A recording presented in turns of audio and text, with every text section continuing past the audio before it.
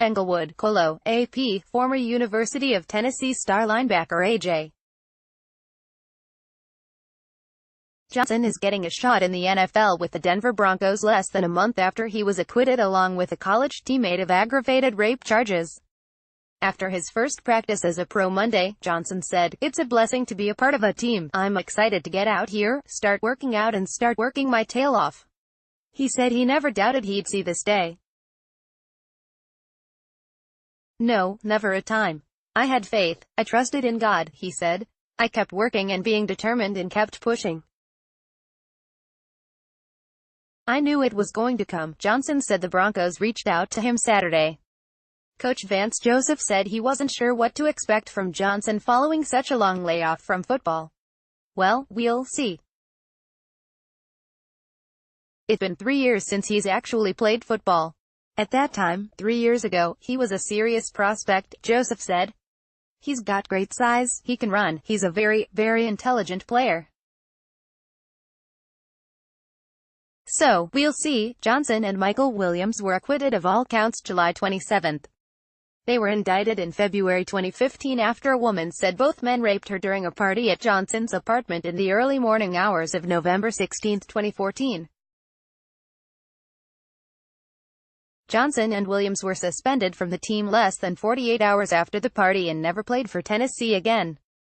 While Williams was a part-time starter in the secondary, Johnson was a 4-year starter and a pro prospect whose invitation to the 2015 NFL Combine was rescinded after charges were filed. A.J. hasn't had the opportunity to play football for the last 3 years while resolving a serious legal matter, General Manager John Elway said in a statement Monday. "We've had several conversations with him since he's been cleared and have become very familiar with his background and character. Our organization is confident A.J. is ready to move forward and resume his playing career." Joseph said the Broncos did their due diligence before signing Johnson. "We talked to all of his coaches. My cousin actually coached him at Tennessee. Zach Azzanni, Denver's new wide receivers coach, had him at Tennessee. Everyone spoke highly about the guy, so we'll see. Again, he wants to play football. He's been training for 2 years to play football.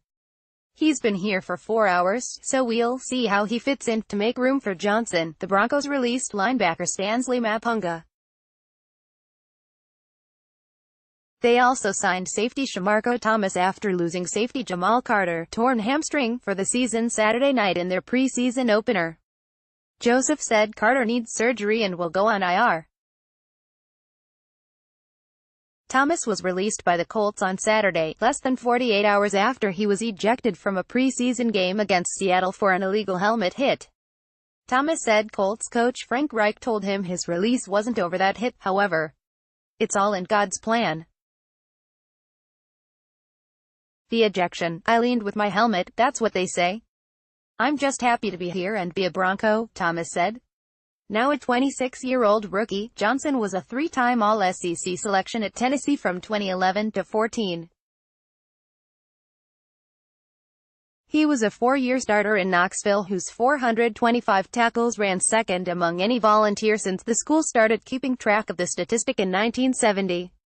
In 46 career games at Tennessee, he had 30.5 tackles for loss, 3 sacks, an interception, 11 pass breakups, 3 forced fumbles and 4 fumble recoveries.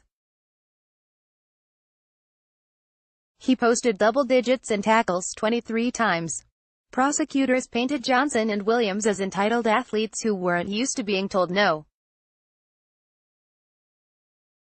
Defense attorneys argued that the woman had sex with both men at the same time and then lied, claiming she had been raped. After a jury of 7 women and 5 men found Johnson and Williams not guilty, Johnson said, "I just knew God was going to take care of it." The Broncos listed the 6'2" Johnson at 243 pounds, but he said at his trial last month that he weighs 255 as he sought to revive his dream of playing in the NFL. Johnson said he wasn't bitter over his long-delayed debut. "No, I'm not a bitter guy. I wake up happy every day. I'm blessed. I'm glad to be out here," he said. "I haven't had this many cameras in my face in a long time. But no, I have no bitterness about me. Close the biggest headlines, delivered to your inbox. Get news as it happens. Sign up for Boston.com's email news alerts. Thanks for signing up.